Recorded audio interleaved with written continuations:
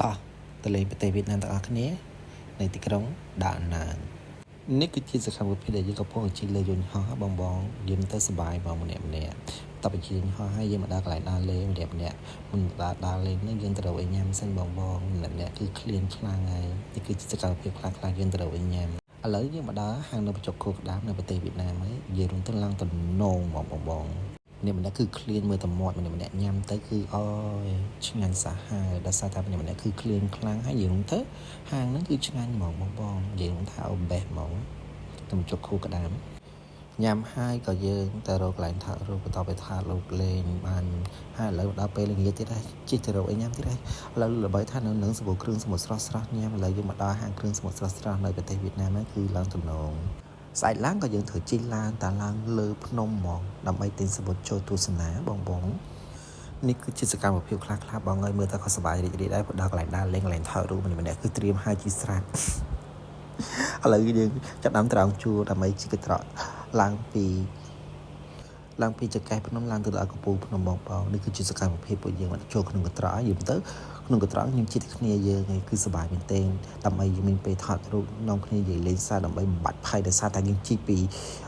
ក្រោមឡើងលើហ្មងគឺអូខ្ពស់ខ្លាំងបងយើងទៅហើយខ្សែរ៉នហ្នឹងមានតែមួយបងមានច្រើនខ្សែ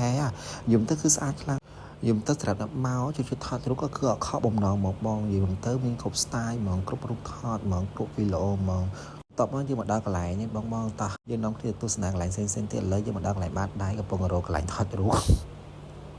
ខ្ញុំទៅរំបានថតរូបគឺមនុស្សច្រើនមែនទេបងខ្ញុំទៅថតក្នុងសកម្មភាពខ្លះไปថតរូបអីហើយយើងទៅកន្លែងមួយទៀតអញ្ចឹងបងឥឡូវហ្នឹងយើងមកដល់កន្លែងសួនផ្កាបងអើយគឺស្អាតខ្លាំងបងអើយយើងទៅសុទ្ធតែផ្កាស្រស់រៀបចំទីកន្លែងស្អាតហ្មងបន្ទាប់ពីជិះកន្លែងហ្នឹងយើងទៅមើលគេរំបងបន្ទាប់មកយើងទៅថតរូបលេងធ្វើវីដេអូលេងខ្លីៗសម្រាប់បងបន្ទាប់ពីថតរូបលេងហើយយើងហត់ហើយយើងក៏ត្រូវទៅកន្លែងមួយទៀតគឺ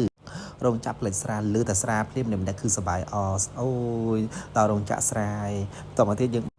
ស្រាផឹកឲ្យបងខ្ញុំទៅស្រាគេធ្វើថ្មីហ្មងក៏ឲ្យយើងភ្លុបអ្នកមកខែយើងទៅបងខ្ញុំលើតែស្រាគឺសបាយយើងអូយសាហាវឲ្យមេដៃមួយទៀតដល់ពីអីហើយយើងថតរូបលេងធ្វើវីដេអូខ្លីៗហើយក៏ថតរូបកន្លែងផ្សេងខ្ញុំប្រមូលផ្ដុំគ្នាដើម្បីជាទុកជាអនុស្សាវរីយ៍និយាយរួមទៅកន្លែងណាក៏ថតស្អាតដែរបងនិយាយរួមទៅរីកមិញហ្មងសម្រាប់អ្នកជាថតរូបកុំភ្លេចយកកាទៅច្រើនអត់ខកបំណងឲ្យកន្លែងថតរូបនីមួយគឺផ្លាយបន្ទាប់ពីយើងថតរូបអីហើយយើងដល់ថ្ងៃបន្ទាប់ទៅយើងទៅលេងកន្លែងផ្សេងទីបងដូចបានឃើញក្នុងវីដេអូអញ្ចឹងយើងទៅពីកន្លែងមួយទៅកន្លែងមួយគឺស្អាតឥឡូវដល់កន្លែងជិះទុកដែលគេលំបីនៅ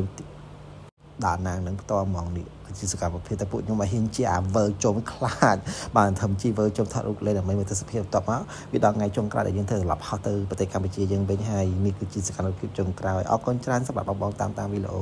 កុំភ្លេចណាចុច like ចុច share ទាំងអស់គ្នាដើម្បីបានទទួលវីដេអូថ្មីទៀត